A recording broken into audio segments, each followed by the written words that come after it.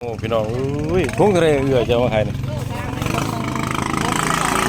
ทุ่งหนึ่ง60,000เลยทุกคนเลยบางทีถูกเนาะอันนั้นสปอตราคาเพิ่นมาหับสื่อนี่ดิสวรรค์เราว่าเนาะแกงเนาะก็สิเสียบเนาะอันนี้ปลาไหน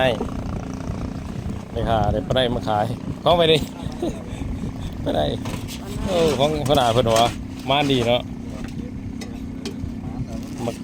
โลดได้ปันมาเส้นหาปักกี้ห้อยก็มีโลดเท่าไหร่อ้าวจะสิคือว่าจะได้สักโอ้ยของหัวใช้จะได้สั่งไงนี่อาใช้ร่องสมองเบิ้ลจักโล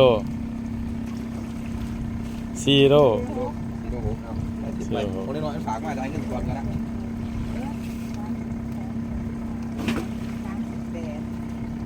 มาต่อมันเป็นเมื่อคืนมา138พี่น้อง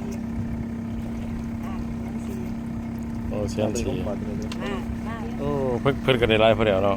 น้อยไปตายปลาแล้วเอามาต่อปลาตองน้อยฮันเดตองก็มีแล้วพี่น้องด้วยอันนี้ก็ซื้อกันอยู่ที่ตลาดบ้านเมืองแสนเมืองโขงแขงจำปาสักบ้านเฮานี่